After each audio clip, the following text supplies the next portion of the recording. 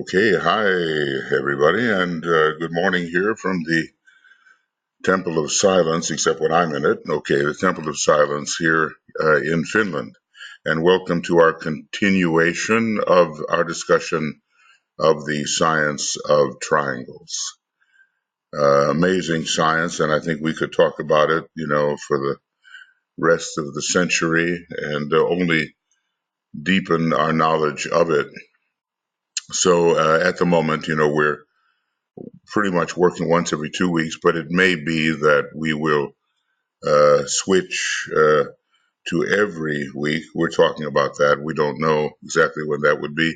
Some of you brave souls in the United States are out on the West Coast and you can tune in, but if you're on the East Coast, it's 1 o'clock in the morning, and if you're in South America, it's just about impossible. So we want to offer everybody the opportunity to get into this very important underlying science. When you begin to think about what the Tibetan has given, it's just overwhelming. And as he said, it's more than you can ever absorb, and I think that was an understatement. And now he's going to be giving more, but it will stand in good stead during the coming centuries even of the Aquarian age, just as we will be reading the secret doctrine for a long time, so the material that he has given will stand for a long time. It's really impossible to see what lies ahead entirely in the Aquarian age. We have some little bit of guidance. We know what the decanates are all about a little bit, Saturn, Mercury, and Venus, but just think back during the Piscean age and how many incarnations you've probably had. It's a long time in terms of the relative human personality, and quite a number of incarnations will have elapsed. And the ones coming up in the Aquarian age, for people like ourselves who are, really trying to get into reality, they will be very consequential incarnations. So we are in this time of transition. We are preparing for that type of accelerated learning and application, which we can barely conceive. Obviously, we just have to keep a balance. It reminds me very much that there'll be a lot of magicians in the coming era. And these magicians, many of them will be of the mental type. And that's fine and that's good, but they have to be balanced by the white magicians, who not only bring in mentality, but intuition and love wisdom. And that's where people like ourselves are going to come in. Otherwise, we'll have a technological age, which will be very reduced in soul expression, and we don't want that. So big responsibilities do fall upon us. Now, I know some of us join at later times. And by the way, we're now in the sign Cancer. I hope some of you were able to attend Tuija's beautiful presentation yesterday on the ingress into the sign Cancer.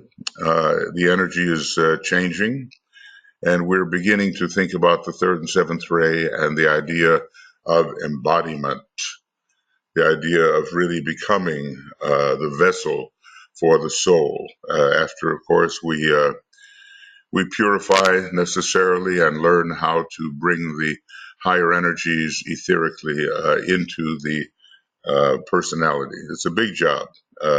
And this is our chance in Cancer to really ground some of these energies and to see, what really is the ashram. Because from one perspective, it is Cancerian. From another perspective, it's a powerhouse of Capricornian energy. And from another perspective, it's a great creative center. So Aquarius rules the ashram as well. Anyway, that's not exactly our subject, but we are now into the sign Cancer. And let's see, there were a few things I wanted to say. Yes. I have now continued and completed, continued is maybe a better word.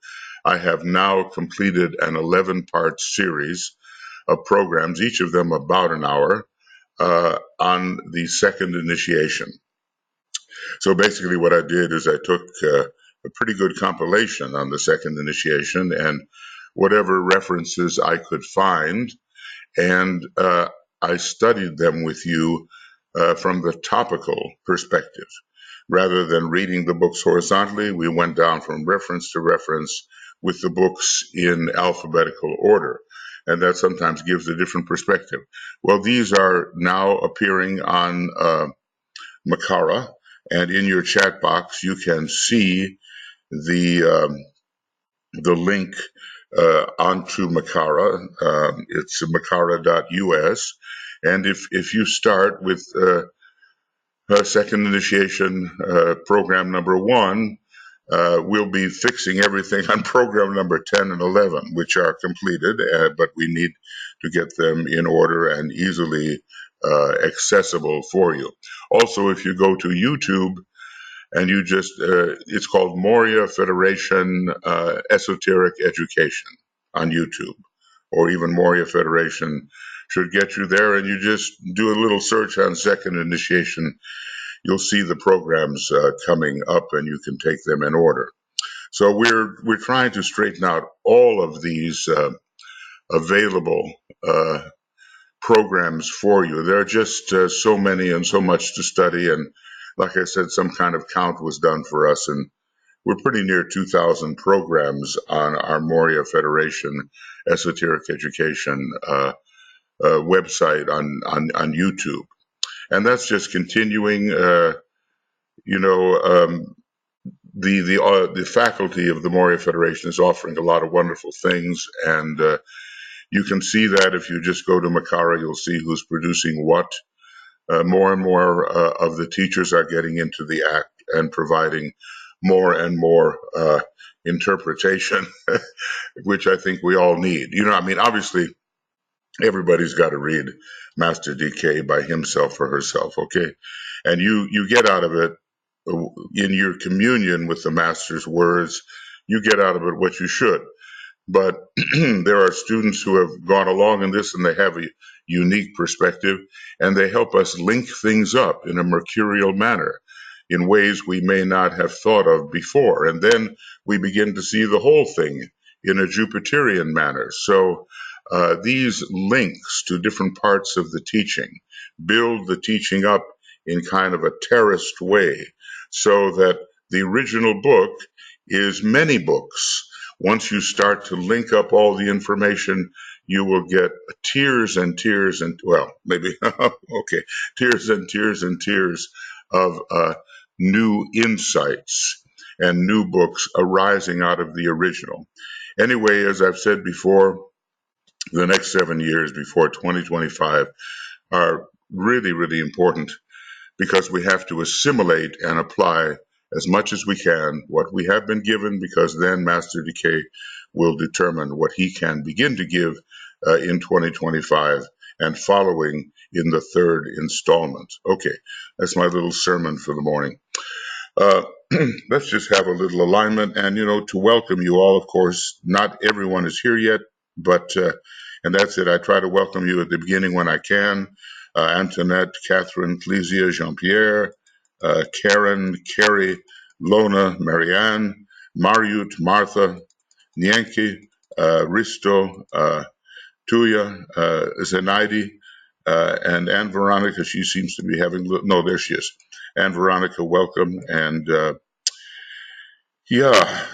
So let's just have a little link up here.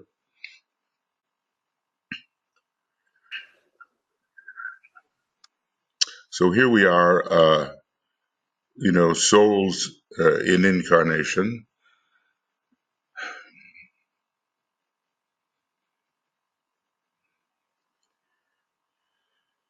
Trying to bring in more and more of the energy of the higher mental plane at this time, where the causal body is found.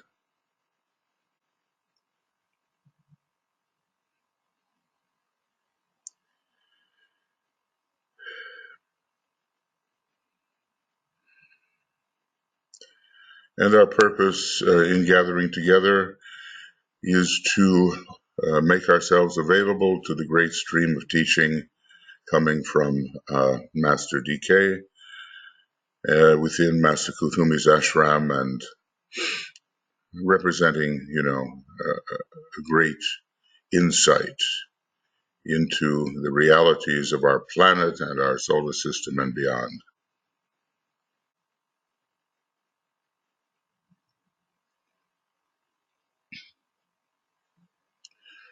And so we try to appreciate all of this, not so much from a personal perspective. We leave that behind.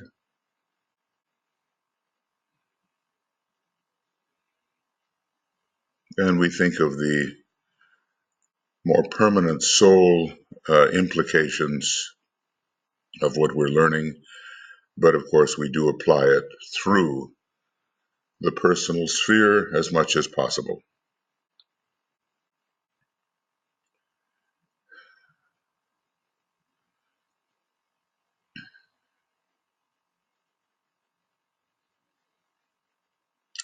And together, we simply sound an Om to confirm our intention.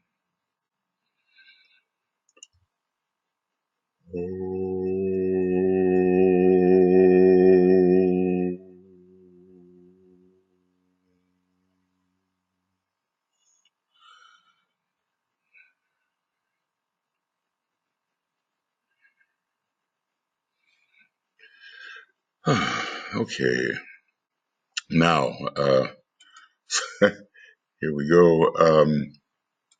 Some of you will be happy to know that we are reaching the end of this.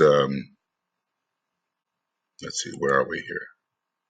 Yeah, of this analysis of the three signs and the constellations, of course, really behind them, through which the various rays are coming into our solar system. It's all very intricate, and as you know, this is foundational in the science of triangles. I mean, we can study the triangles from the perspective of our own etheric chakras, and that's good, and from the perspective of various centers on our planet, and from the perspective of the globes in our planetary chain, and that we can study the chains themselves. All of this, if you really look at it, is about triangles. If you look at this is a picture of our Earth, from the esoteric perspective, and it's just filled with triangles, and all of them have meanings in terms of the administration of the spheres to which they pertain. Well, we don't have to learn all that, not just yet, but at least to appreciate what's going on beneath the surface. Quite an amazing thing.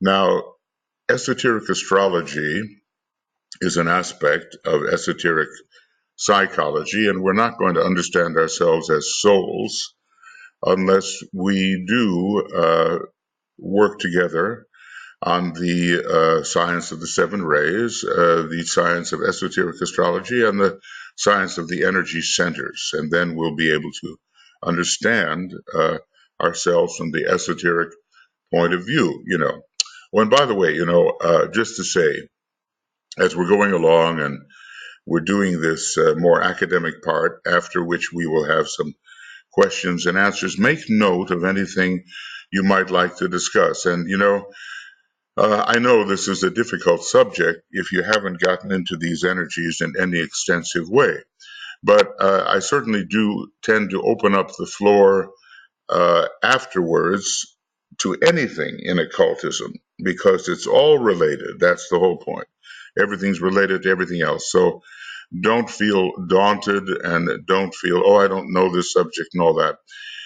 Questions or comments on anything in occultism are open, and of course to the subject matter before us. So underlying our system of individual, national, planetary, even solar systemic chakras, is this chart which deals with how the energies reach into our solar system from the great constellational deities. Now, I had a talk with a friend of mine once. He said, "Oh, they're just configurations of stars. That's how they look um, from our perspective here on Earth. They're not related." And I said, "Well, okay, but then why does he say the Lord of the constellation Aries and the Lord of the constellation Libra and all the rest of it?" So somehow these configurations of solar logoi have gotten together and they've made a group. And that group up there, out there, in the sky, so to speak, we call Virgo or Sagittarius or Pisces or Aries or Cancer, whatever. We have names for these lords of the constellations, and they are in back of so much that happens on our particular planet. So, one day when we take the third initiation, we'll stand on the mountaintop and we'll see what DK calls the passage of the energies. And he says that the disciple is, he said, either astounded or astonished as he looks up and sees the amazing passage of the energies and the intricate pattern that is being woven. Ray 2 is called the ray of the divine pattern, and ray 3 is the ray connected with the science of triangles, particularly.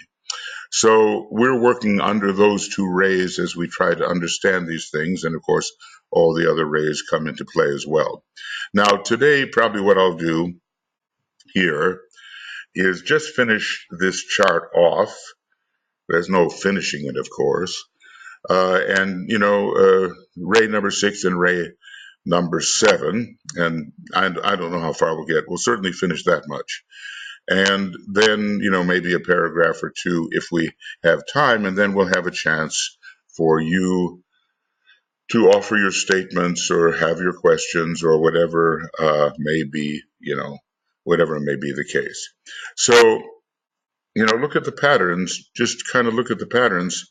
Here we are with the 6th ray of idealism and devotion, which, by the way, in terms of our planet, is going out of incarnation in one perspective, and I think began that somehow even in the 17th century, around 1625, it began to be withdrawn. And usually on the withdrawal of a race cycle, we get some of the worst effects, However, from another perspective, and a higher perspective, there's still 21,000 years remaining in a larger Ray 6 cycle through which we are passing. DK tells us about that, and he tells us that this is just one part of a greater 4th Ray cycle, which is in there around 40,000 years to go. 40,000, 44,000, something like that. So there are immense cycles. And when we and one day we'll know these kinds of things. But over here, when we go to this chart, which Keith Bailey put together, kind of a composite chart, we see that all knowledge is up here on the 3rd subplane of the atmic or spiritual plane. And when you have all knowledge with respect, let's say, to our planetary globe, you are beginning to put together some of this knowledge of cycles. And then you can make a plan. Now, you see, the divine plan, as the masters receive it from Shambhala and try to adapt it to our needs here on this little globe, this divine plan depends on a knowledge of cycles. And the triangles are coming and going, and the different parts of the triangles are being accented at different times. You can imagine what a tremendous lineup of energies this is, and how alert you have to be to the timing of things. Now, that's where Saturn comes in. Saturn is the Lord of Time. It's a 3rd ray planet from the soul perspective, and also definitely from the monadic perspective. So third ray, time, and Saturn come together, and you're up there on the atmic plane, which is ruled by Saturn, and you're on the third level of the atmic plane, which again correlates with ray 3 and Saturn, and you have the possibility of all knowledge. So in our search for, well, what can we call it? Omniscience. We have to study the cycles and the law of mutation, of constant change, but all for a purpose and all very logical in terms of the great conception of our planetary logos. So we'll be with the sixth ray in a larger sense for a long time. Now, when you look at the sixth ray constellations, we have Virgo, Sagittarius, and Pisces, and you'll notice that, like the second ray constellations, they are all of them from the mutable cross. I'm going to go up here a little bit and see we have Gemini, Virgo, and Pisces. Well, Virgo and Pisces are repeating themselves, and Gemini is opposed to Sagittarius, and they're all on the mutable cross. The three crosses are the mutable cross of ordinary humanity, as it said, the fixed cross of the disciple and ordinary initiate, and the cardinal cross of the advanced initiates and the lives that move on beyond our initiate status. So Virgo and Pisces are the same. Through Virgo, then, come the second ray and the sixth ray, that tremendous devotion and endurance that the mother principle has in order to bring to birth in matter the soul or a new being. It takes a tremendous attention and devotion. So we already discussed that Virgo was the sign through which a major part of the second ray is coming at this time, and the sixth ray goes along with it because there's just this ability in Virgo to really, the English word would be cherish, to really cherish. Okay. With Pisces, it's interesting. It's the same group of rays. It's the second and the sixth. And with Pisces, I think that it is the sign ultimately, which is really the sign of the Christ. Now, Christ went through the age of Pisces as our bodhisattva, and he's going to go through the age of Aquarius as our bodhisattva, as the world teacher, ahead of the hierarchy. But the sign from a still higher perspective, his sign is Pisces, and the second ray I think is immensely powerful through there, along with the planet Neptune, which is monadically the second ray. Now, when we're looking for the strongest presentation of the sixth ray, at this time, I always have to say, under the law of mutation or the law of constant, purposeful, planned change, I have to say at this time, because things are always changing, but at least at this moment, through Sagittarius comes the greatest amount of the sixth ray. So if that is in your chart, there's going to be a real inlet for the sixth ray. And your astrological chart has to be studied in terms of these triangles. If any of them exist in wholeness, you may have quite a conduit for a particular ray, but it doesn't necessarily determine your ray chart. It simply determines additional rays which are present and may reinforce or may contradict your ray chart. So, Sagittarius, I see the goal, the one-pointed disciple is created in Sagittarius. And after the big battle in Scorpio, we all want to become the one who sees the goal and doesn't deviate from the path. Because in deviating, we waste so much time, especially at a critical period in human history. So those are the three constellations. Now, we have here the list of the Orthodox rulers, the esoteric rulers, which are applying to the individual who is beginning to wake up spiritually, and the hierarchical excuse me, ruler, which applies to initiates, basically, of the third degree and beyond. So with Mercury, Virgo, let matter reign. It's a very material sign, and it was operative in the previous solar system, in the last part of the previous solar system.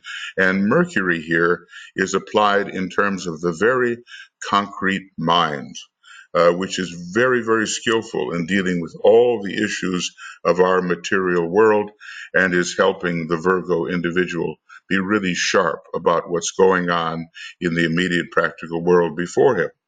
That's not the higher aspect of Mercury, which is more intuitive. This is the really concrete mind, the lower four subplanes of the mental plane. Remember this, that a planet or a sign can be applied to many different areas of your energy system. So which may be that area depends on, who you are and what is your level of development, and it has to be carefully assessed, okay? Because interestingly, Mercury is also exalted, says the Tibetan. Exalted has a very high function in the sign Virgo, and there it represents the sun of mind, or the soul, or the Christ coming to birth in matter. It's a higher type of meaning. So we can't say the same thing for everybody. If you're trying to help somebody, and probably a lot of us who are working in this area are going to see people who are on the border of being able to have a wider kind of appreciation for the realities of life, you've got to know more or less where they stand. So you offer them something which is really useful to them and provides them with a next step. So that kind of assessment requires the intuition and a lot of experience. And of course, Mercury can be involved in that, but not so much the ordinary Mercury of just studying the facts. It'd be very good for any kind of academic, concrete-minded student, the normal Mercury in Virgo. Now, the moon, the moon doesn't really rule anything, this is just a symbol. It's the planets behind the moon trying to get through our lunar vehicles that are the important sources. Now, what does it mean to, veil something? Generally, when you veil something, you don't see it and it doesn't get through. And here's the issue. We have certain parts of our energy system which are opaque to subtler energies. In other words, when we're functioning in our activated lunar vehicles, certain more refined energies just don't get through to us because we have not done the necessary work to refine our lunar vehicles to the point that these more subtle energies can get through and make a difference. So they are blocked. Now that's one of the meanings of the moon veils. And the sun veils too.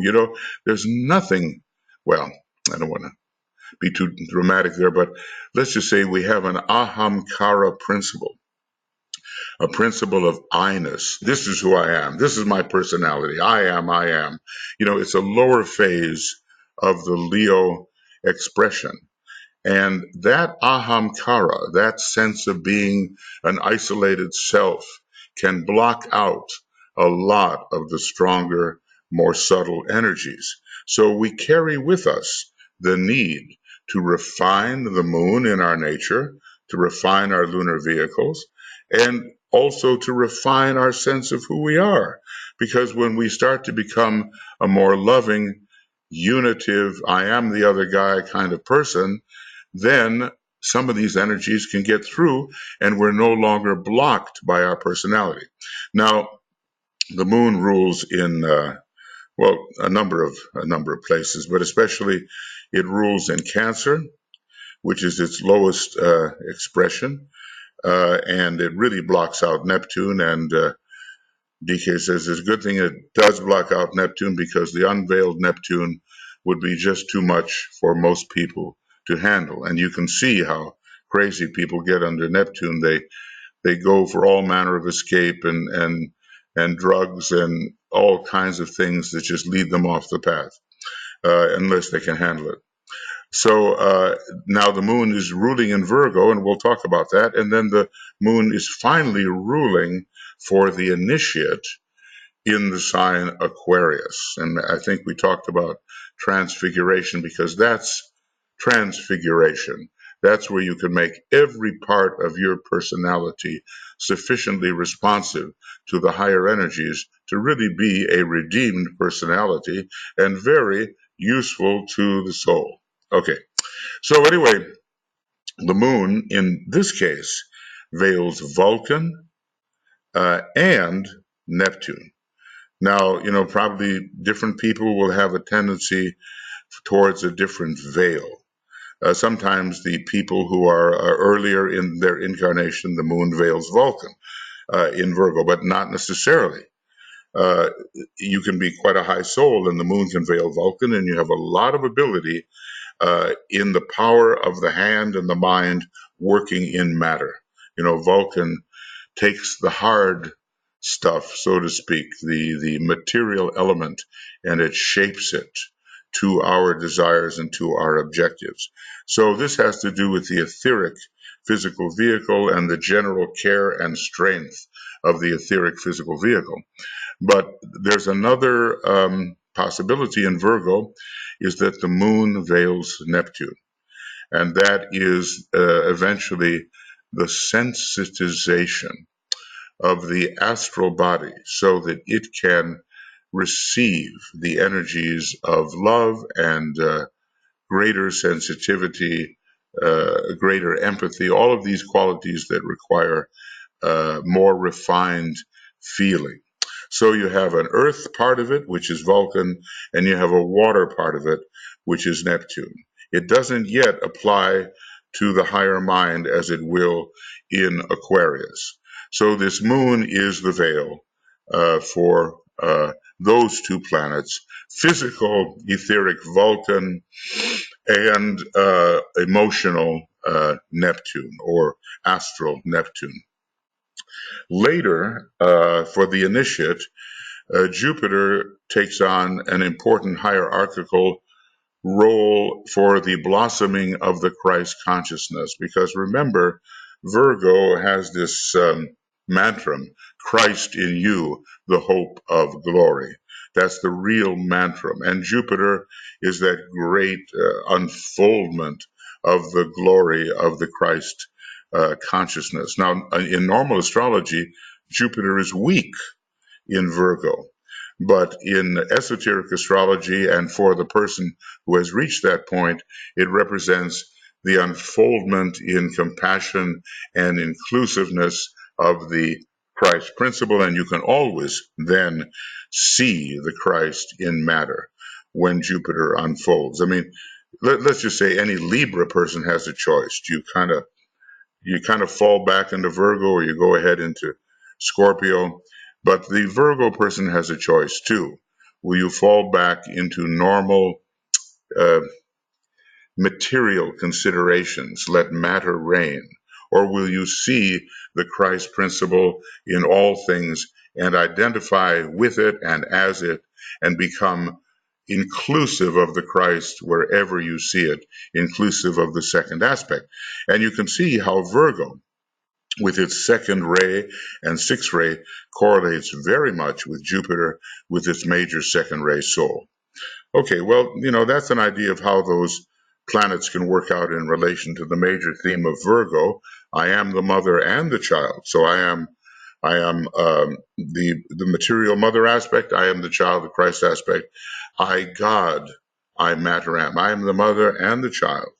And I'm also the father aspect. Hinted at. I, God, and matter. All three come together. It's one of the triple signs.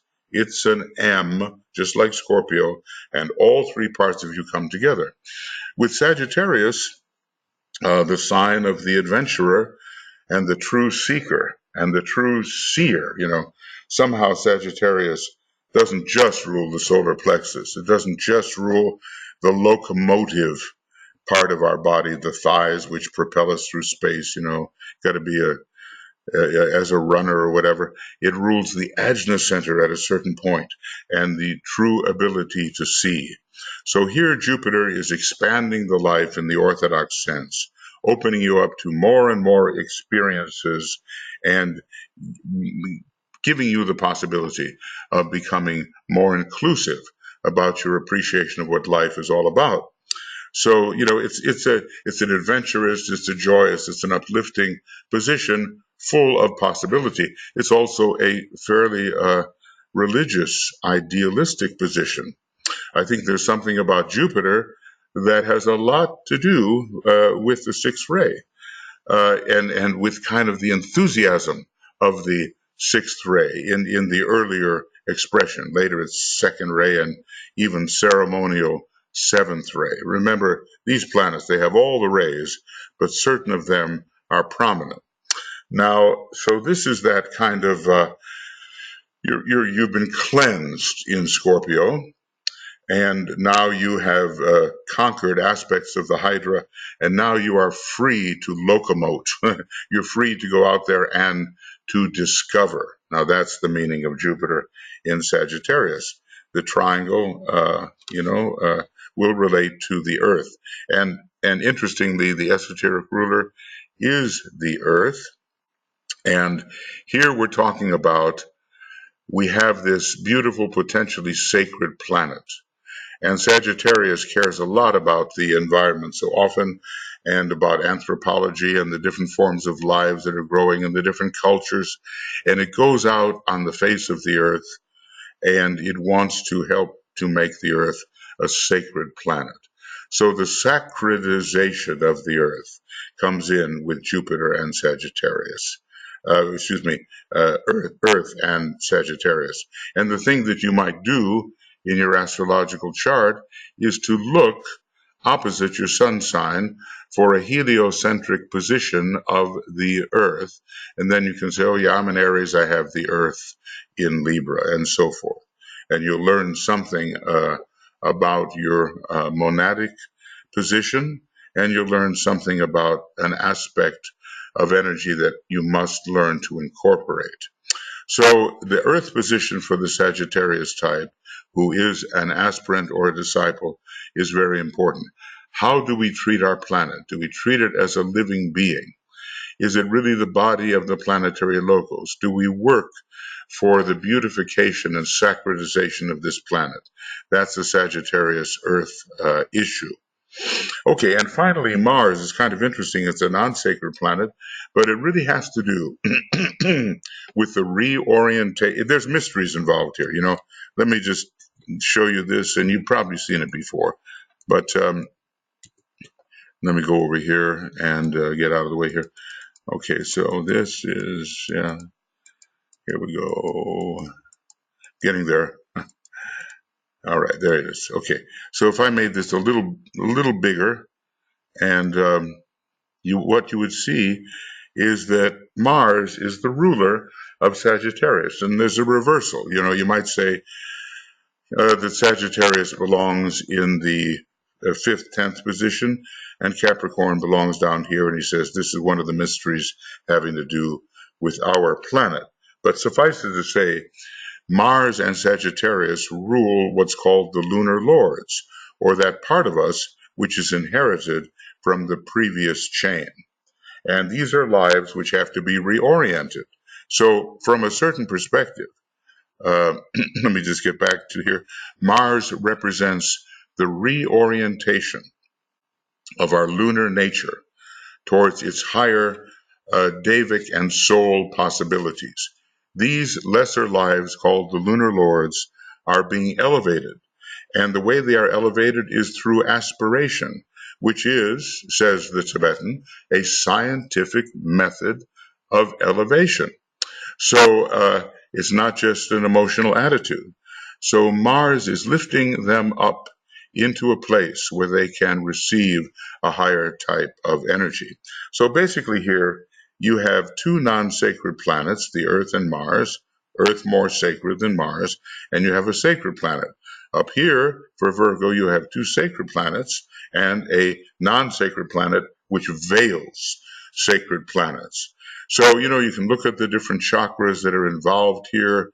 You can say, look for Sagittarius, it's Jupiter, the heart, it's Mars, the solar plexus, it's the earth, the spleen, let us say, or the sacral center. And look at those combinations and how you can elevate the energies and bring them into greater usefulness. So, you look at your chart and you see where these things are and you try to work out the meaning for yourself. This is a deeper level of astrology. When you get to Pisces, again, you have Jupiter. It can be an overwhelming, engulfing influence on the exoteric level.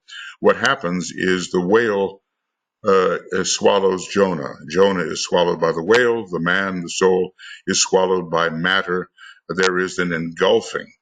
But later, of course, this Jupiter can mean a great compassion for many people and a real urge to help and to serve, and it has a more selfless meaning. Now, interestingly, for the esoteric person, Pluto and Pluto are both found. And this is, you wouldn't think that because normally Pluto is not associated in conventional astrology with Pisces. But it is the planet of termination. And it does finally bring things to an end. And it forces you to face all that was hidden within your nature before you can start a new cycle.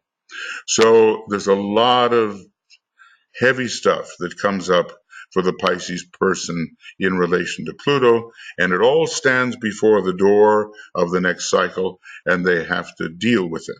And if we go even further, we find periods of history. I'm thinking about some very unpleasant things that have happened in humanity. And I'm thinking about those concentration camps where so many people were killed and eliminated, and some of those who were running those operations were so heavy in Pisces and so heavy in Pluto. It was like a great karmic clearing before they were freed up for a new cycle. But at the same time, there's a tremendous cleansing, a purgation that we pass through, and we really do terminate the old and therefore are free for the new. So this is a powerful position. Now, we can't have all of us Pluto in Pisces, obviously, but some of us may have Pluto in the 12th house. It has the same kind of condition. And when you look at Jupiter and Pluto together, you say, no matter what you've been through, no matter how deep it is, no matter how troubling it is, you'll come out on top with more consciousness, more wisdom, more knowledge. The pervasive wisdom of Pisces is found in relation to Jupiter.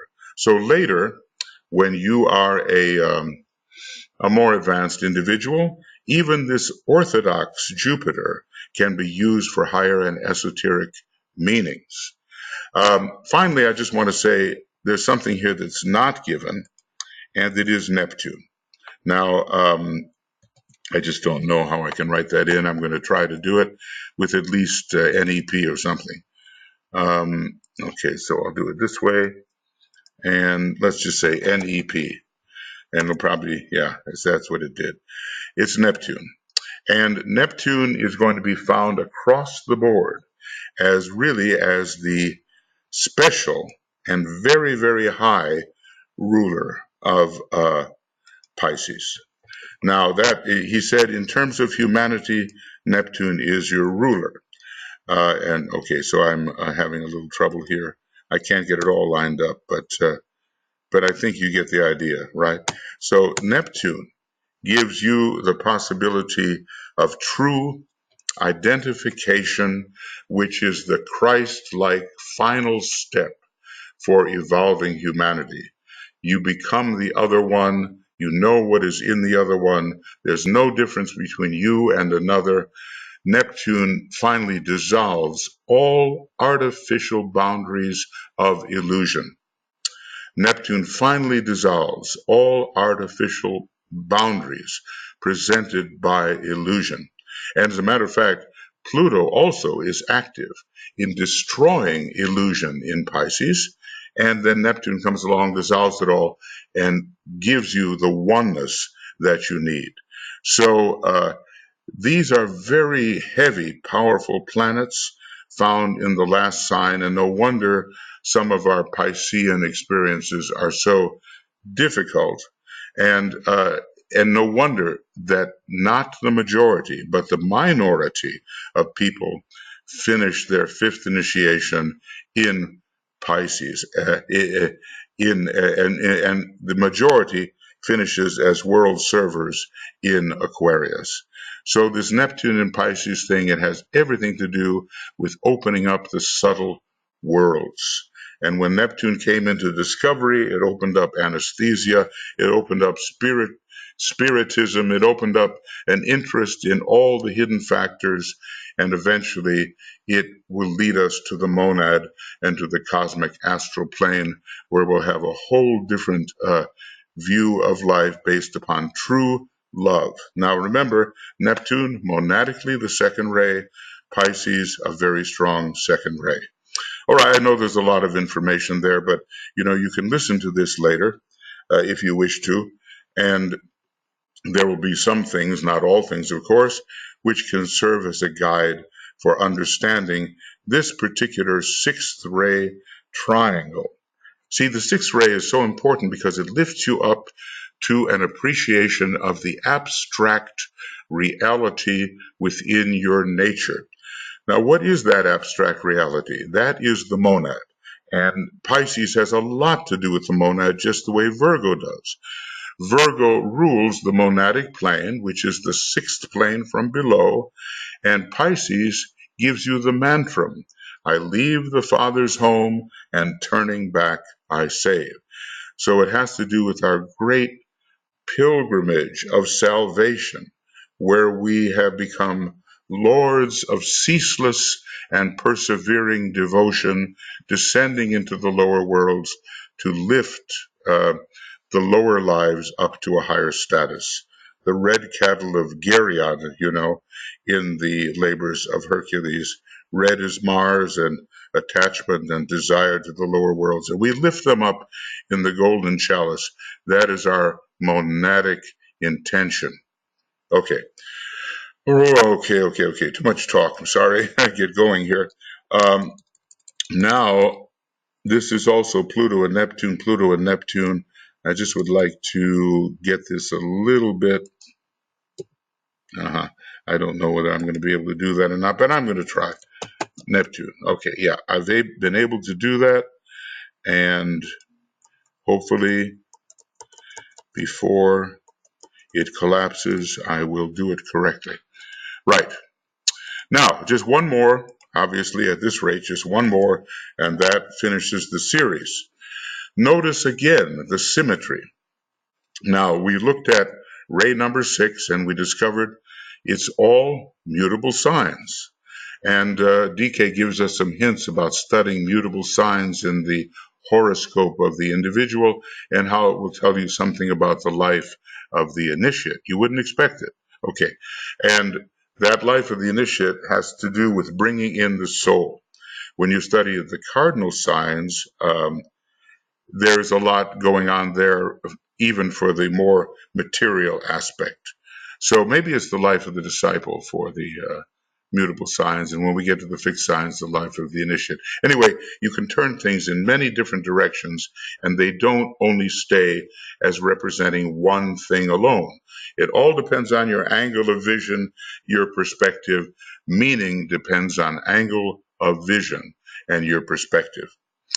All right, so here finally we get to the seventh ray, but we notice that just the way the sixth ray and the second ray have the same signs except for one, so does the seventh ray and the first ray. They have the same signs except for one, right? The first ray has Aries, correct? the first ray has Capricorn, correct, just the way the seventh ray does, but in the middle is a difference. And in the middle is the sign Cancer, just the way if we rise up here to the first ray, we find the sign Leo. Well, Leo is the sun and Cancer is the moon, from the symbolic perspective and also in terms of rulership. So up there at the first ray, we get rulership by Leo and the sun, and down here at the seventh ray, the ray of materialization, where the highest meets the lowest and finds its embodiment. We have Cancer with the moon as the symbolic ruler of matter. So everything that starts as the divine idea up at the first ray has to find its embodiment in Cancer. And here we are with that Cancerian mantra, I build a lighted house and therein dwell. Well, we have to look for the rays going through these signs. Aries has the first ray and the seventh ray. Okay, so that's obvious. Capricorn has third ray, first ray, third ray, and seventh ray. So we see that Capricorn and Aquarius are two signs which appear in three different ray configurations. Capricorn appears in the first, third, and seventh, and Sagittarius, I meant Sagittarius, not Aquarius, I'm sorry. Sagittarius appears in rays 4, 5, and 6. They are the only signs which DK gives as transmitting three rays. Now, okay, this is a language, We're talking about the language of astrology and say, well, how can I learn all this? But you learned your language, and maybe you have more than one language. You've done something equally as difficult. So if you just apply your attention to the necessary memorization and the necessary relationships, you will be able to speak this particular language, okay? So we have to embody the divine archetype found on the logoic plane. The final archetype for our cosmic physical plane is found on the logoic plane. We have to embody this divine archetype in form in the seventh ray. So that's why Cancer is so important. And interestingly enough, well, there's the moon, and it's going to be, veiling Neptune. Let's see if I have this right. Cancer, yeah. Neptune, the moon, Neptune, but it has seventh ray implications. Now, I don't want to get too crazy about this, but if you look over here, I'm going to make this a little, yeah, there we are. Okay. You'll see something very interesting that you say, well, how can Neptune be involved with any kind of seventh ray? Because it's so 2, 4, 6. But if you look carefully at these almost liberated groups of monads, these are the liberated monads, and the fifth group is an almost liberated group of monads, which is sort of partially on the cosmic astral plane and partially on the cosmic physical plane. What you're going to see is very interesting. If I can just make it visible. Okay, here it is. And you're going to see that this hierarchy, which is Cancer and ruled by Neptune, although it doesn't show it here, is a hierarchy through which the seventh ray comes. And it controls mass life on the lowest planes, and it is the ray of embodiment. So it's on the verge of liberation. It is a Neptunian hierarchy, but it is related to the ray number 7, and that's probably what's behind the use of Neptune when we're talking about the seventh group of rays here, or rather the transmission of ray 7. Okay, so now we know what rays go through these signs. Obviously, with Mars, it's all about fighting for what you desire at first for the ordinary individual. With Mercury, it's the birthplace of ideas and archetypes. Now, this is really important because if you think about it, if I can just get myself back here so I know I'm talking. Um, Mercury is a very intuitive planet on a higher level, and it receives the higher pattern, which has to be embodied by the seventh ray. So you can understand how that seventh ray also flows on one level through Mercury, putting it in touch with archetypes that have to be brought down onto the lower planes. Now, when it comes to Uranus, it's a major seventh ray planet, and it rules in a way the logoic plane where the highest archetypes are found, and it is the flash of lightning which carries things electrically from the first plane all the way down to the seventh plane. And then finally, we have the embodiment in seventh ray form of the true archetype. Now, you look around our world right now, we don't have any embodiment. We have a bunch of chaos. Well, I won't say any. We have some embodiments. But the archetypes are coming, and the archetypes are Plato's, he called them forms, the great world of forms, and we call them the world of ideas. And they're up in the cosmic etheric level, and they've got to come right down here. So that's why Uranus is so disruptive. We have our conditions, we have the way things are down here. This is arranged this way, that way, but it's not archetypal. And Uranus is the highest planet of all. It's a first ray monad, and it's a seventh ray soul, and it brings down the highest archetype on the cosmic physical plane all the way down to our dense physical plane, from the logoic level down into density. And when Uranus has done its job, probably at the end of the next solar system, then the purpose of the solar logos will have been worked out. Now, with Cancer, it's just it's all about this kind of sensitivity. It's the second ray monad planet eventually for the individual who is the true initiate, and for the disciple, it's sensitivity to the soul. And the moon no longer can veil that. Well, you need all kinds of sensitivity to the higher planes to know the wholeness of things and what it is that has to be embodied, and you're sensitive enough to find the way to embody it. With Capricorn, it's quite a sign. It's a sign of the greatest density, and it's also the sign of the greatest elevation from a certain perspective. So, it's like a diamond. It's like it's got that high part, it's got the low part. So the worst, he tells us, the worst people are found in Capricorn and the best. So very low conditions, very high conditions, but it gives you and us more seventh ray at this time than any other constellation or sign. Okay, Aries has the seventh ray, Cancer has the seventh ray, but Capricorn brings in the most, just the way Sagittarius brings in the most sixth rays. So oftentimes people with Capricorn automatically are carrying that seventh ray, even if it's not technically part of their ray chart. And the idea behind it, of course, is take care of your karma. That's the beginning part. You're trapped by it at first, and you have a tough time. Fate is upon your neck, and you're just being forced to do certain things, and you are made to participate in servitude. You're compelled, you're made, you're a slave, you're in a way a slave to these circumstances until you wake up and discover that you are making the very circumstances to which you are a slave. When you're esoteric Saturn in Capricorn, you face your karma intelligently. The mind comes in and you begin to balance everything properly, okay? So you can be free of it and be a true player on the field of the etheric physical plane instead of one who is in chains.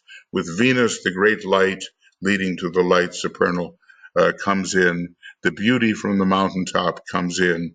And again, you see the soul archetypes, which must take place if the soul is to be embodied in the form.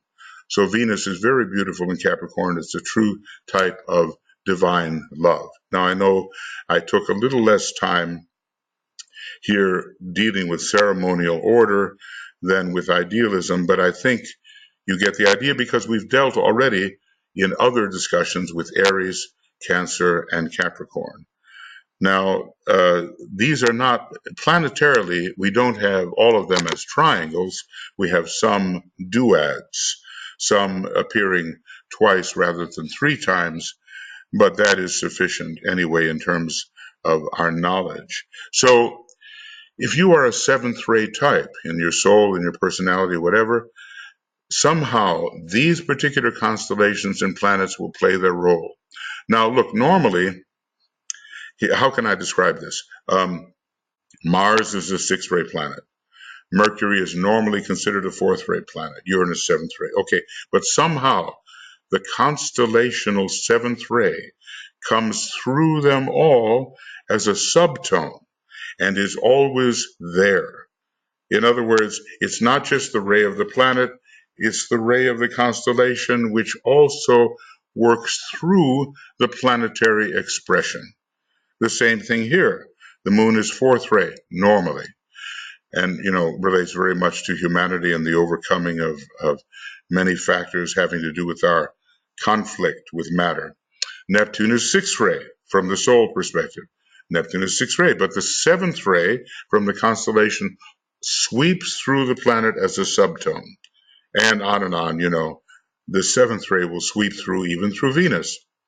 So we have a situation where we have to learn, as DK does so masterfully in the Destiny of the Nations, go to the Destiny of the Nations and see how he interprets the nature of a particular country like United States, France, Russia, whatever, Germany, and you'll see how complete an interpretation you can get using not only the ray chart, but the astrological factors and the rays that come through these various astrological factors as subtones or as overlays. It's very complex, but after a while you begin to look at it and you get the picture. So look, what we're trying to do is take the complexity of these triangles and reduce them to usability in your own chart, in the chart of your nation, in the chart of humanity. Okay, I guess we've reached that point. Let's see, maybe one paragraph more might do, and then your questions and your statements. At this time, he says, I propose to trace certain major conditioning streams of energy as they proceed from their emanating source via certain constellations and planets to the Earth, and from within the radius of the Earth, reach, this is for us, the important part, reach the individual disciple again via certain major planetary centers. And here's the point, I love this. And it is in this way, that great synthesis, which is qualified life in appearance or manifestation. Remember how he does it in esoteric psychology? He says life, quality, appearance. Those are the three factors, first, second, and third. He says that great synthesis, which is qualified life in appearance or manifestation, can be seen in definite activity, producing solar, planetary, and individual effects, because all these things are not just great abstractions, they actually do something, and we respond to them, and thus demonstrating, and I love this, it's beautiful, demonstrating that intricate relation which unites the human atom, that's us, to the great lives who are the sum total of that which is manifested. Okay, all right. So, obviously, it's a tremendous study. It's intricate, but you'll begin to be able to see these things in action if you are attentive, if you examine, if you study the form of another human being, if you study the behavior, study the emotions, study the thought process of another human being. You're going to see these things in action. And then they will no longer remain as abstractions, but they will become the very real substance of life, the underlying energies of life, which are very important if we want to understand where the effects came from. What are the causes? If you're going to be a spiritual occultist in training, you have to know the causes of the things that you see on the more obvious level. And, it would be nice if the causes were just simple, but they're not. We live in a very intricate universe, but ultimately it's absolutely simple and only one thing and only one being. So we have to move in this kind of study from the many to the one, from the many to the one, from the many to the one. And there are ways of doing that logically, intuitively, observationally. So when we look around, we see the subtle worlds in action. Okay, so this is I'm going to call this the end of Science of Triangles. I even forget what program it is, number 14. And I'll just borrow this from above. This is the end. This is the end of that part anyway. Just want, because it's so easy to get lost. Okay.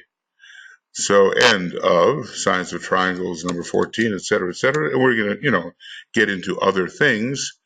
And this is 22nd of June. And then if we go over here to the map, on the 6th of July, we'll start something new. We'll continue with the paragraphs, and we won't be involved in such an intricate matter.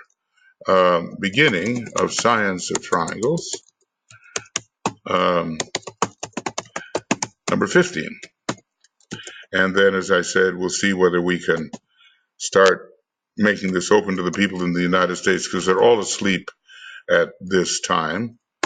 And, so a big group is being left out. And that's going to be 6th of July. And correct me if I'm incorrect, Joe. And that'll also be at 5 a.m. GMT. All right. So, end. And I'll make this purple if you don't mind, and then we'll just get on with it. All right. Okay, friends, I know this material has to be studied. I actually, I work with students, and I say, memorize this. Okay, what are the 3 triangles that give you the first ray? Which 3, or the 3 constellations making one triangle? What gives you the first ray? What are its implications? What parts of the body does it rule? What aspects of your nature does it rule? And on with every one till we get the chakric implications of every triangle. Okay, now what are the planets? Memorize them. What chakras do they rule? What aspects of or principles in your nature do they rule? Memorize this. See, the Lord of Memory is the 3rd ray. The 3rd ray is the ray of astrology. And language is the throat center and the tongue, 3rd ray. And you do not know a language unless there's a base of memorization. And you will not know astrology or the science of triangles in all of their different layers unless a certain amount of memorization is conducted. So it's a labor. You got to force yourself to do it. And once you do it, you'll be happy that you have done it, because then you'll be able to move on into meaning that was not available to you before you were able to really be more fluid with the sources and their interrelationships. Then look into your life and see how these various sources are operating. Identify the triangles in your chart. They won't all be these particular triangles, but other important triangles will be there, starting with your ascending sign, your sun sign, and your moon sign. maybe the most important of all. Okay, now I'm going to open the floor. Michael? Yes. Michael. Oh, Tuija. Oh, hi. Yeah. Hi, good morning. Good morning. Thank you. I was just thinking, first of all, to just remind also about the triangle meditations on Wednesdays. But then while reading this and listening, I was thinking some practical thoughts in relationship what we have been reading and these zodiacal signs. Could it be so when we think about particular life we are incarnated in, and then we all are building Antakarana, and we are working with our petals on the echoic lotus, that this is only a thought. So could some of the triangles, if we have very strong triangle, giving us the hint of the petals, maybe, and in that sense, in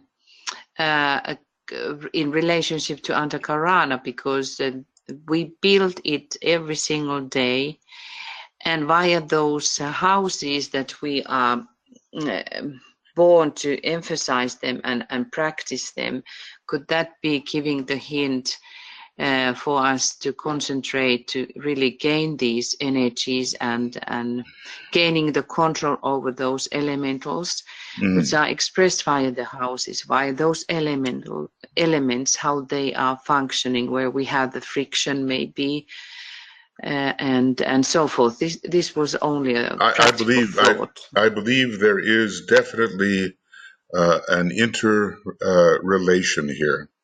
And you see, people who are of the esoteric persuasion, okay, they want this esoteric understanding. They must relate their present horoscope to their egoic lotus, because the egoic lotus is where we're really building our character and building our abilities.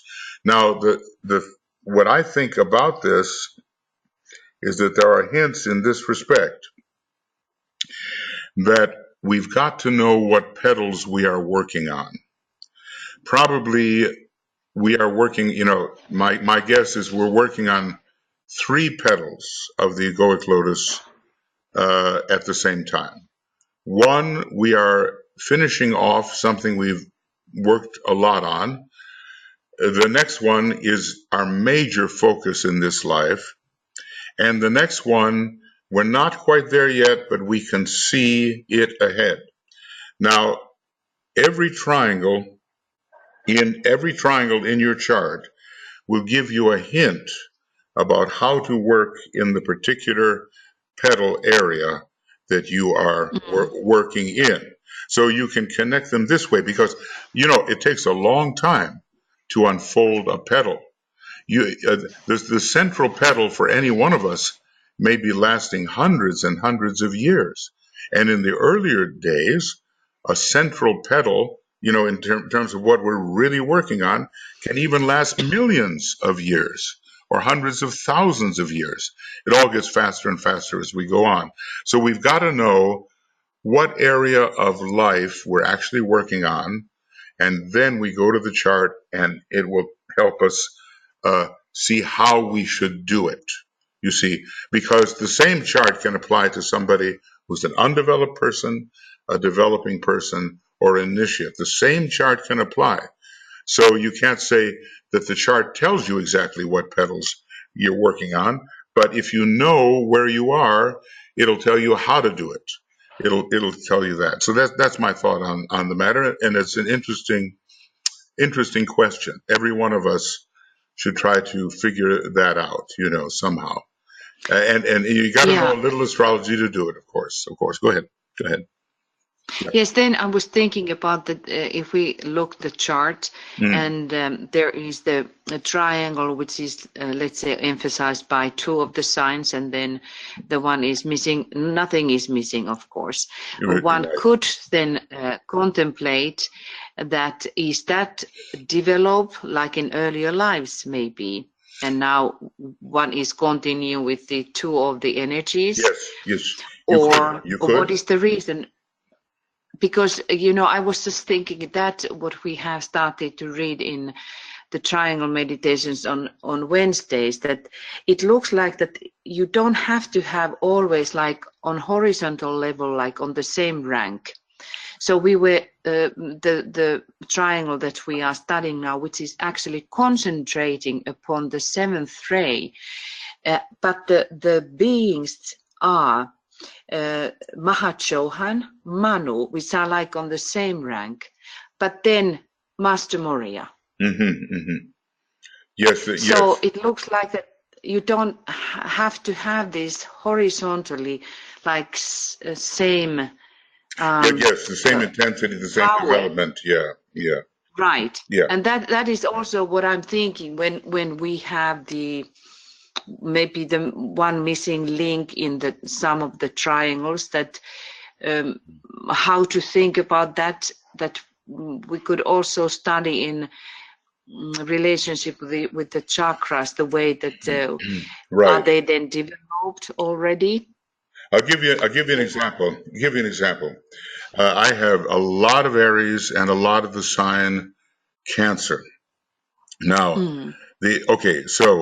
but what's missing? Capricorn, totally.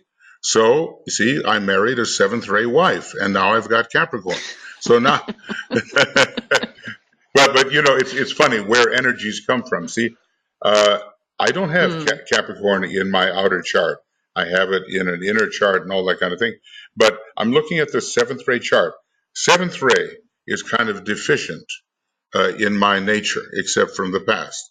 So, but I've got two of the constellations strong, Aries and Cancer, and I might have to cultivate Capricorn. Not only that it's done in the past, but I might have to really I agree. Concentrate. Might have to concentrate on it, you see. And when we have 2 out of 3, we might look at what's the one that's missing, and it can show us an area where we can complete the triangle for a better balanced coming through of that particular ray. So look, we're just, let's admit it, we're just at the beginning of this fantastic study of what DK calls the greatest and the oldest of all sciences, which is esoteric astrology, and it's so much based on the science of triangles. So look, from the practical perspective, you join us every Wednesday and we do the interpersonal planetary linking up of love and light, and we do that. That's what has to be done. But from the academic side, which is what we're doing now, we're learning what's behind, and this huge network of triangles, which is really universal, finally. That's what we're learning about now. So also... that would be... Yeah, go ahead. Yeah, that would be interesting study then together when we have been going through this academic side to talk together and see how the triangles are working in everyone's life. Because that is like, first our thought is that part of the triangle which is like missing, that it would be missing from our lives, but it could be also that it has been developed. That's why we have true. to be very... That's also true. You see, now your causal body is a combination of thousands of charts. Now think about that. You've had thousands of incarnations over the millions of years that you've been here on Earth, and these incarnations are to a greater or lesser extent built into your causal body. That's our dog Sophie. She loves to snore. Okay. That's Sophie. Okay. So anyway, built into your into your causal body is the result of having lived through thousands of charts. So you just don't know when something is missing. Do you already have it, or does it need to be cultivated? And you have to make that assessment when you actually look at the person and see how they function. So it's a good point, and we try to, well, good. Okay, let's see. We have a number of us here, and like I say, it's wide open. So here is Anne Veronica. Virgo is, and you're asking something, Anne. Virgo is second in the second ray and first on the sixth ray. Actually, it's the reverse. Virgo presently, for whatever reason in the law of mutation, is the point of the second ray triangle that brings in the majority of the second ray at this time for us. But now, the reason that Virgo this is not difficult to answer, so I hope I'm clear. The reason that Virgo is second in the second ray and first in the sixth ray is simply to do with the order of the signs, okay? Now, let's look at it this way. I'm going to just go over here to the book, okay? Here is love, wisdom, and Virgo is part of it. The reason it's second is simply because of the order of the signs. Gemini is the third sign of the zodiac, Virgo is the sixth sign, Pisces is the 12th sign. So he's just put them in their numerical order. Now we go down here to number 6. And it begins with Virgo because there are no constellations before Virgo where the sixth ray is coming through in the way he's discussing.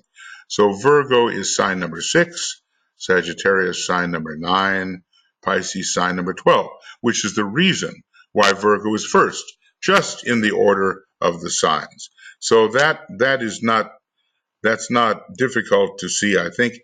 Is each petal connected with a certain ray and a constellation? Well, Anne Veronica, that is wow, that's a big question. What I would suggest you do I have a book, and it's a video book, and it's called The Egoic Lotus, and it's being transcribed into words, but I would suggest, even though it takes a long time, and there are, 70 programs or something, that you begin to listen to it slowly and take a couple of years or whatever it takes to go through it, and you'll get the idea. Yes, in one way, each petal is connected with a certain sign of the zodiac and with certain rays that come through that sign. For instance, I'll give you an idea. Maybe I better turn to Tuija has this good thing here, which is the picture of the egoic lotus with the right colors, okay? I believe. So this has been modified from an earlier version where the color red was there, but color red is not found in the petals of the causal body. Maybe in the next solar system it will be.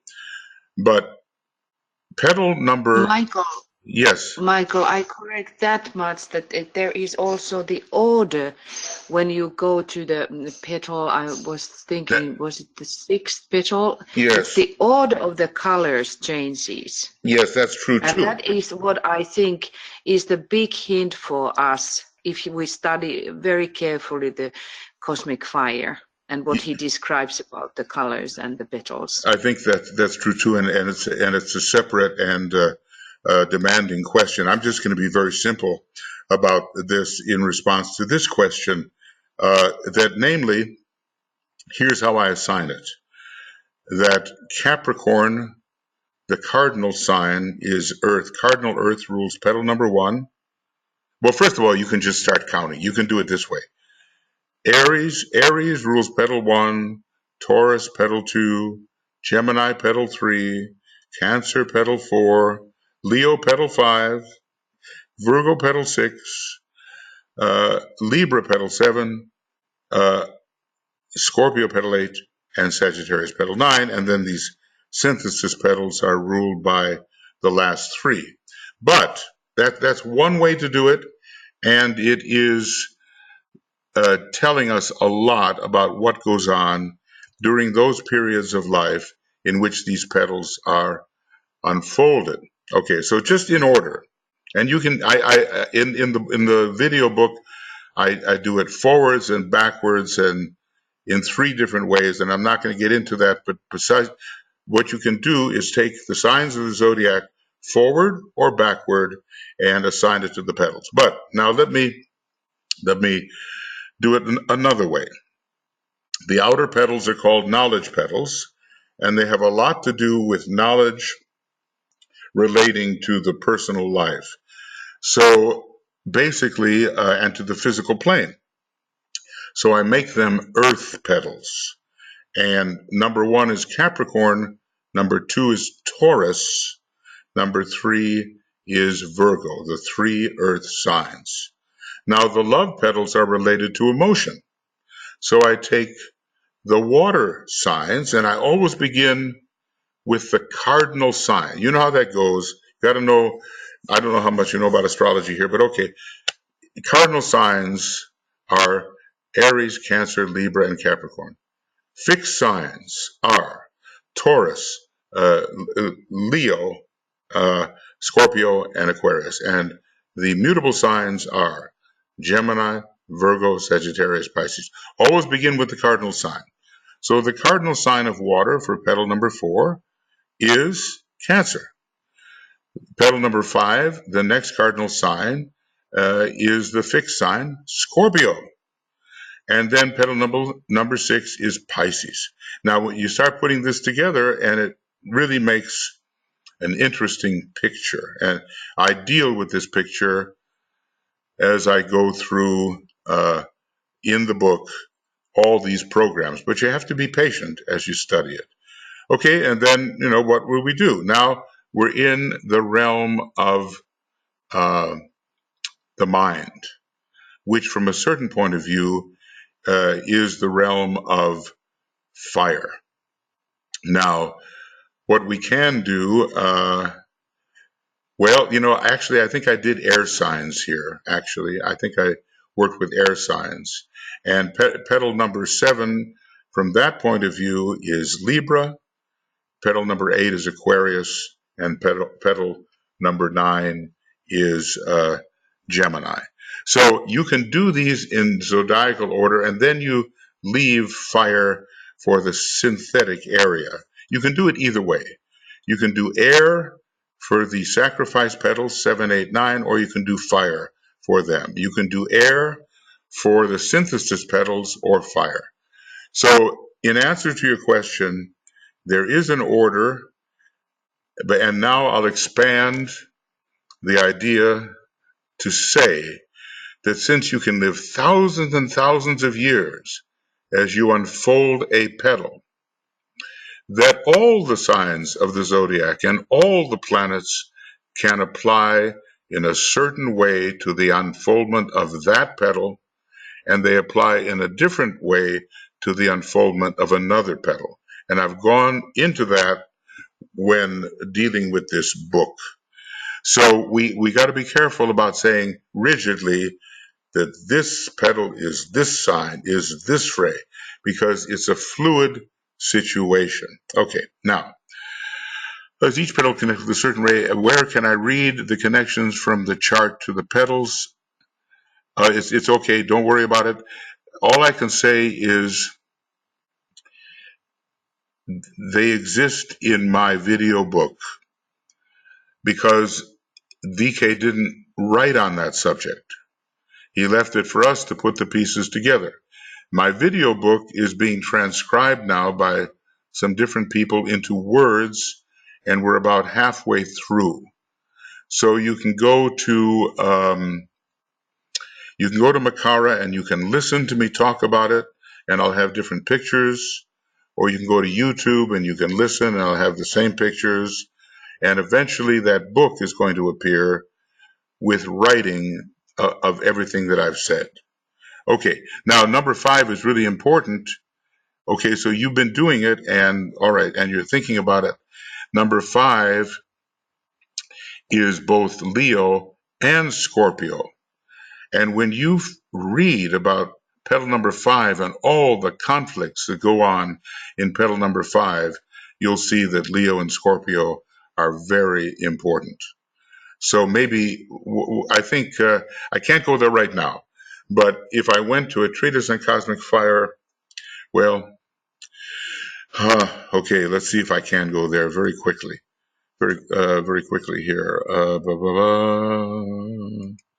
Okay, so if I go to a treatise on cosmic fire, and I go here to, what am I going to call it?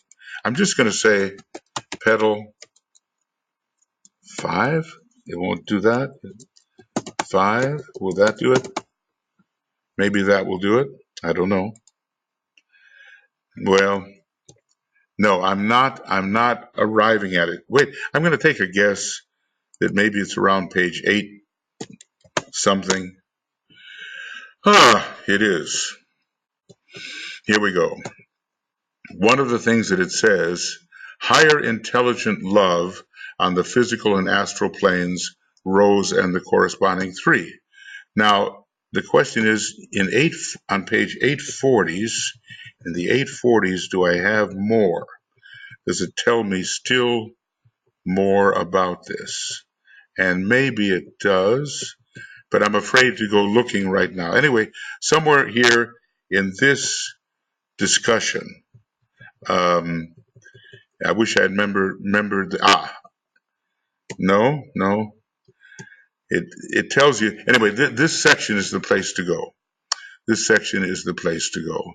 And I can't remember the page number, but it tells you about what goes on in petal number 5. And what you're going to discover, Anne, is that the Scorpio and the Leo is very appropriate for the kind of thing that goes on in that decisive place where you become a dominant individual, you crash and burn, and then you become an aspirant.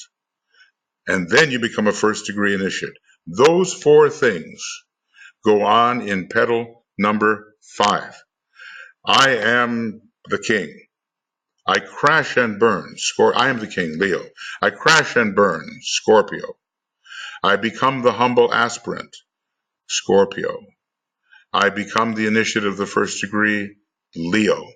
And you see how those 4 stages taken on over thousands of years, maybe in petal number 5, relate to those 2 signs. Okay, I hope I've been as clear as I can be given the time constrictions, and I'm sorry that I can't find the exact place. If anybody knows where they are, where it describes more fully what it means to unfold that petal and all the other petals, please find it for me. It could be even page 500 and something, but I hate to go on a trip. I think in the middle 500s you may find it. Okay, other thoughts and questions. Thank you, Anne Veronica. Other thoughts and questions. Look, all this, let me make a principle. DK has given us a bunch of information. He's the most learned of all the masters when it comes to the astrology, the rayology, and the creative hierarchies. So he has the knowledge, but he can't put it all together for us. You know, we are the people who have to put it together in a way that our mind, our reason, our intuition indicates. And then the light will break forward, and then we'll see eventually whether we've been correct or not. So the process of assembly is what we have to undertake. And I've tried to do that in this video book, The Egoic Lotus. I've tried to do that. And I admit it's going to take a long time to get through it, and you're going to have to learn the language of astrology. Memorize the 12 signs, memorize the 10 planets, memorize the 12 houses, whatever they are. Memorize the super constellations like the Great Bear and Sirius and Pleiades and all that. That's your language.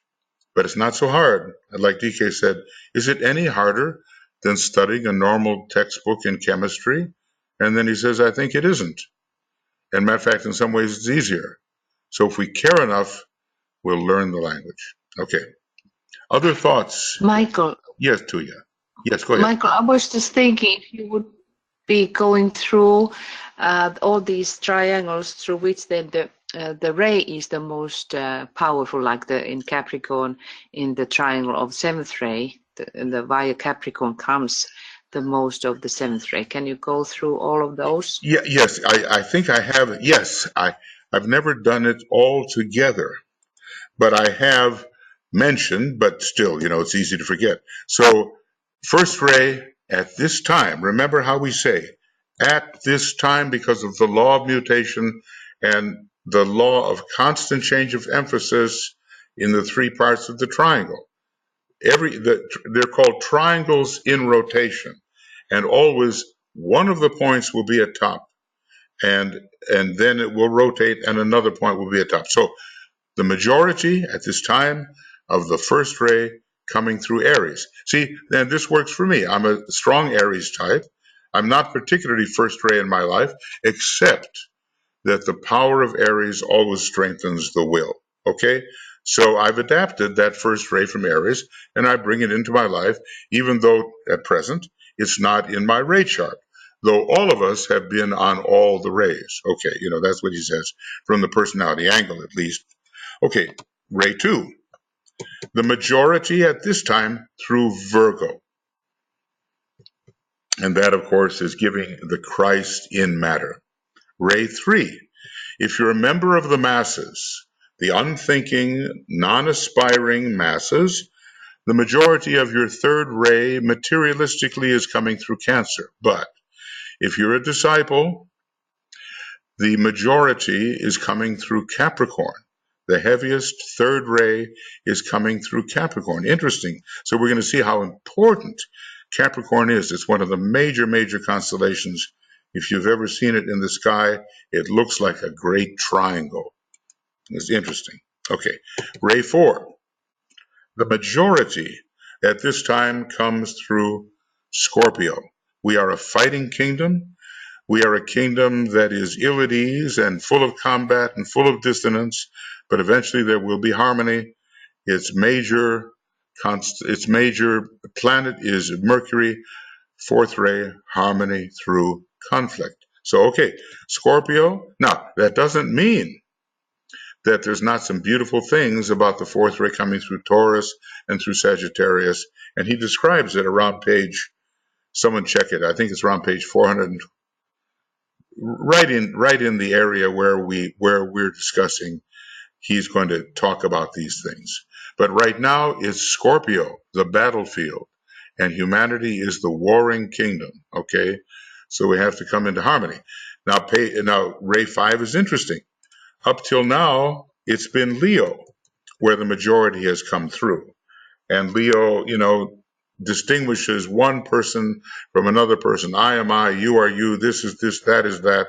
The concrete mind, ray 5, very much.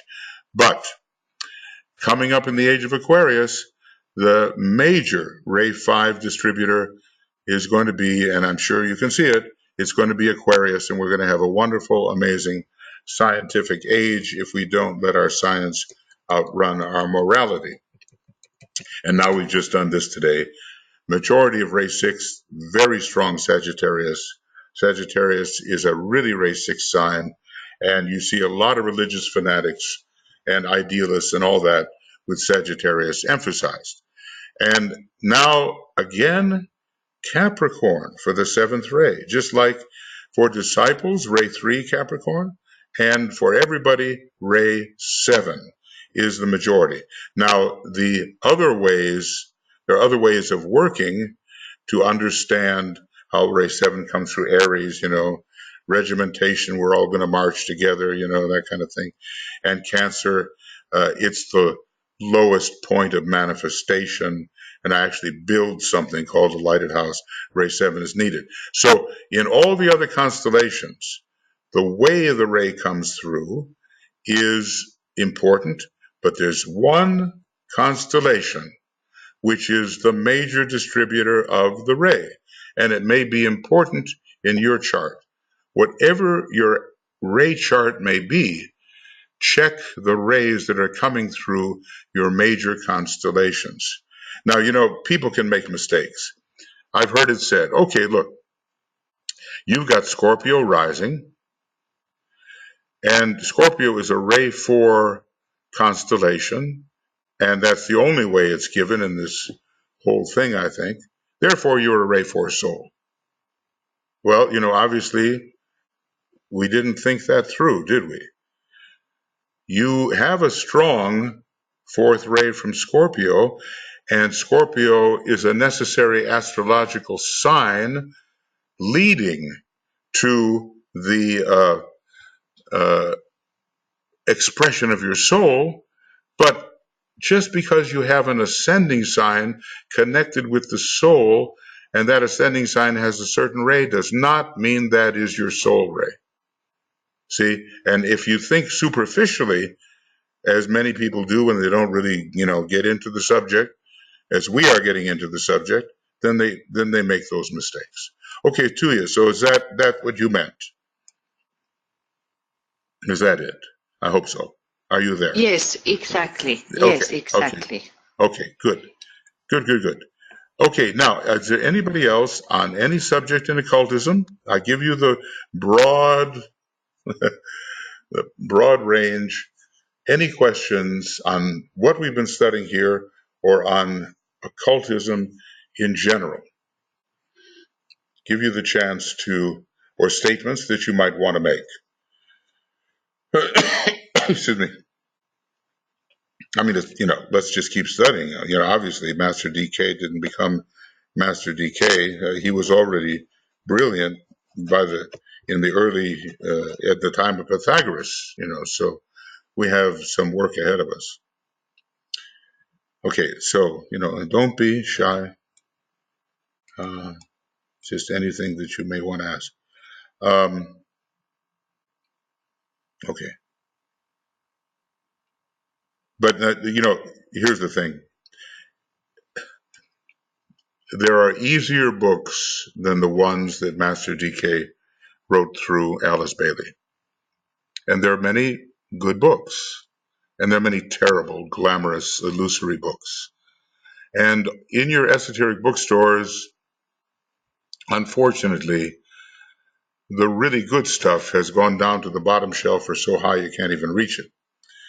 Because there is a degeneration of the mind occurring in the latter days of the Piscean age.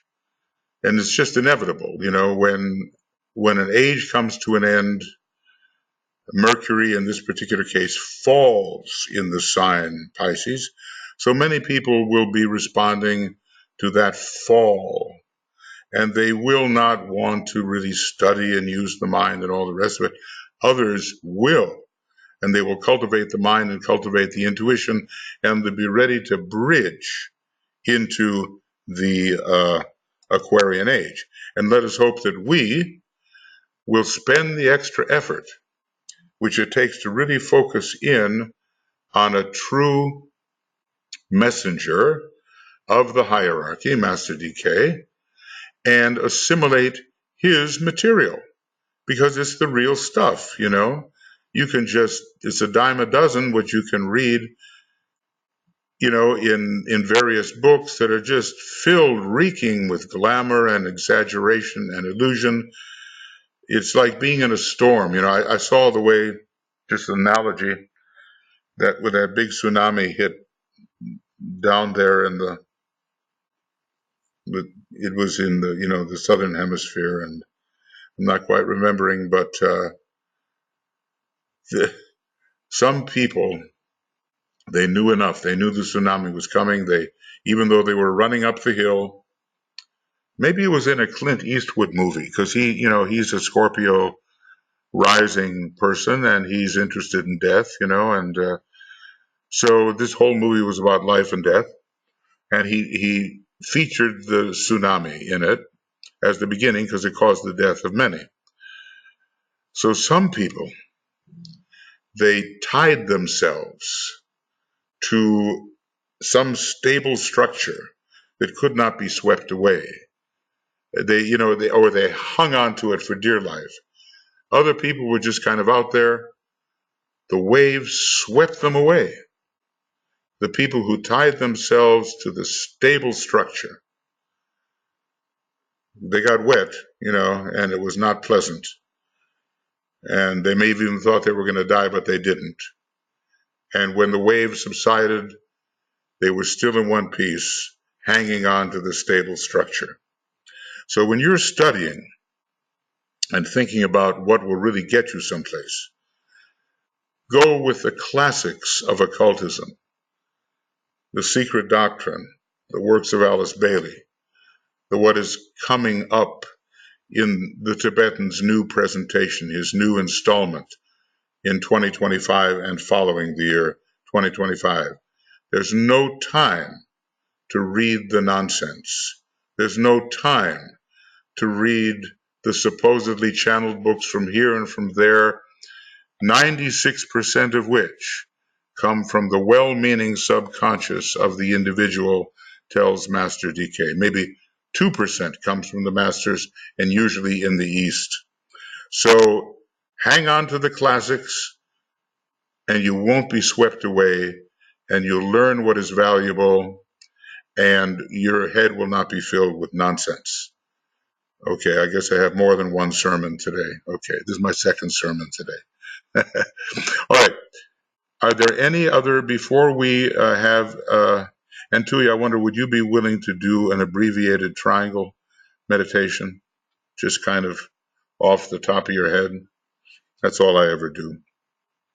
Your own group and What did you say? I said, would you be willing to do just an abbreviated triangle meditation here at the end? You mean now? Yeah, just coming up very shortly.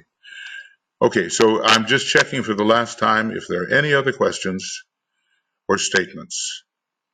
Okay, well then we'll be meeting again on the 6th of July, the way we have it right now, and tomorrow and tonight we're going to do the dissipation of glamour tonight. So we continue with the glamour of personality, which is reekingly present, and that will be at 8 o'clock tonight, GMT. You know, you may be already on the next day, okay? But this is 8 o'clock GMT. And then the next day, Tuija has the Souls of Nations and the emergency work we do, where emergencies appear. And then on Sunday in our Ask program, consisting of quite a few of the meditations Master DK would have us do, we have the Attracting Money for Hierarchical Purposes. And that's going to be on Sunday, 8 o'clock GMT. And Saturday is 8 o'clock GMT. With GMT never changes, which is why we just keep, like a post, we hang on to it, okay? So then you can always adjust your time to GMT time. Okay, Tuija, if you would lead us in this little sort of triangles meditation, then that'll finish us off for our work for today.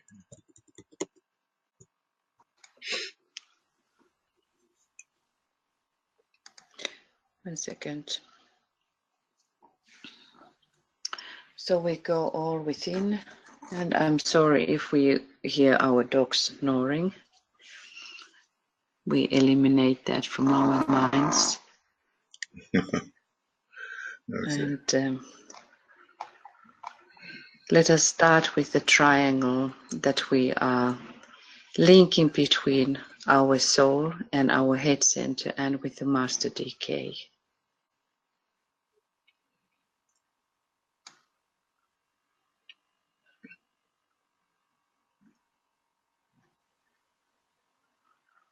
We see that triangle as a firm, solid triangle of light. And through that triangle, with the base is upon the mental plane, and the top of that triangle touches our head, the top of the head.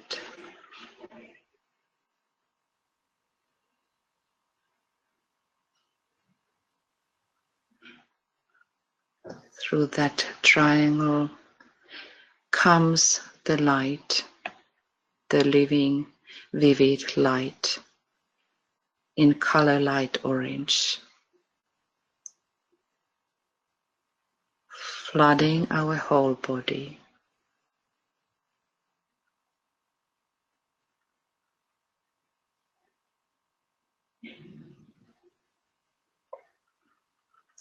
Permeating every part of our physical equipment.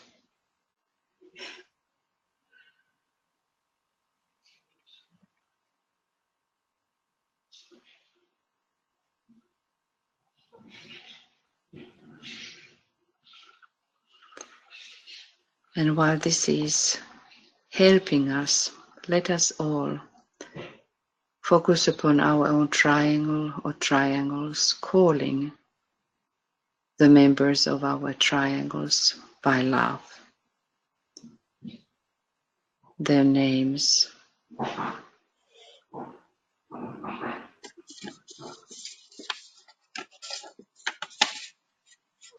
And I let about 2 minutes to call them.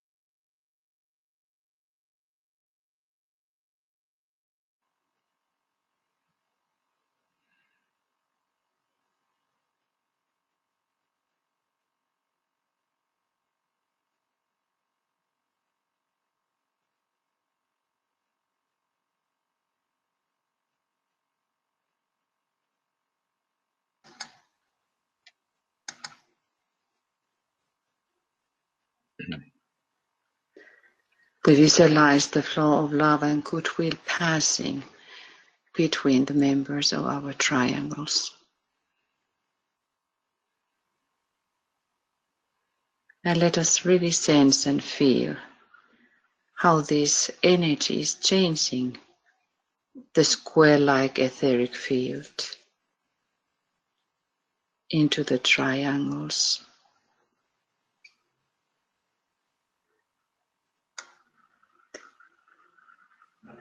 We can imagine the global network of golden triangles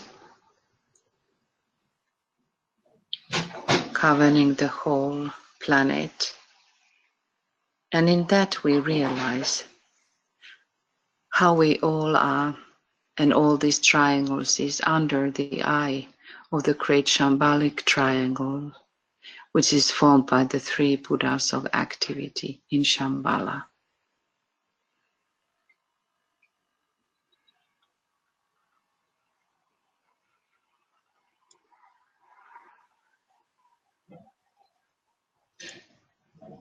And that's what we must realize, that the Buddhas of activity can energize the triangles network for protective purposes.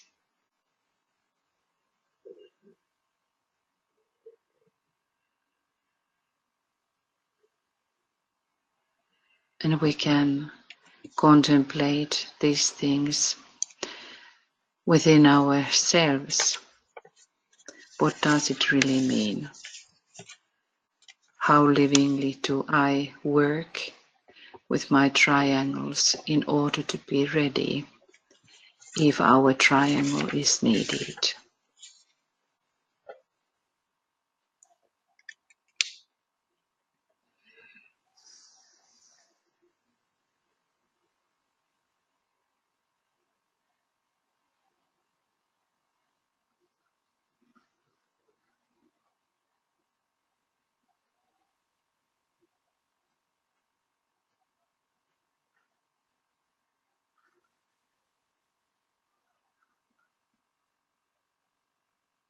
The triangle work is related to the new coming science of invocation.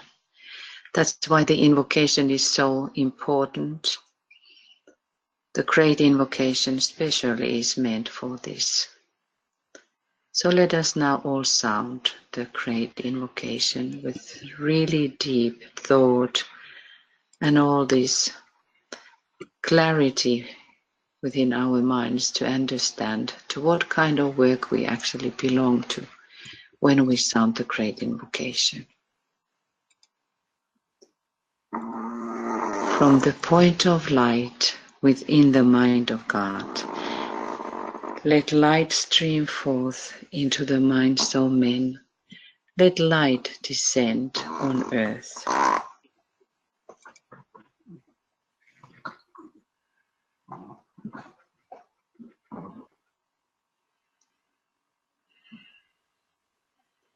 From the point of love within the heart of God, let love stream forth into the hearts of men. May Christ return to earth.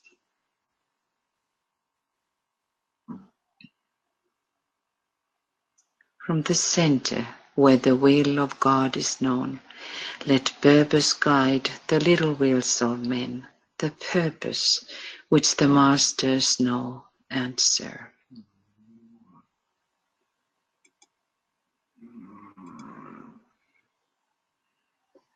From the center, which we call the race of men, let the plan of love and light work out, and may it seal the door where evil dwells.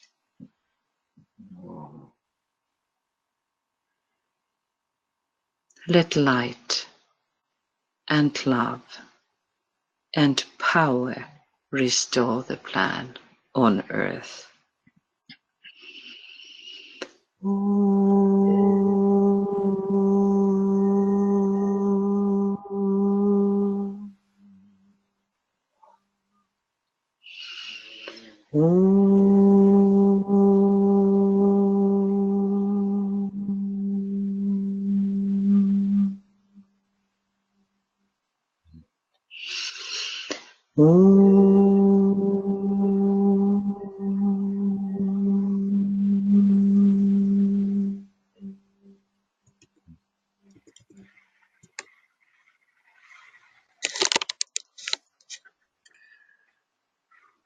And let us see the global network of golden triangles covering the entire planet.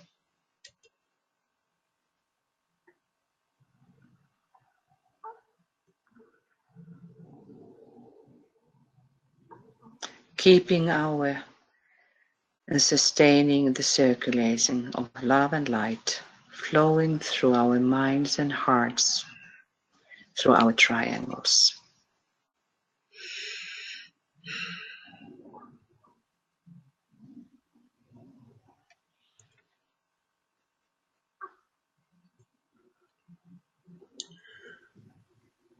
Thank you. Thank you, Tuija.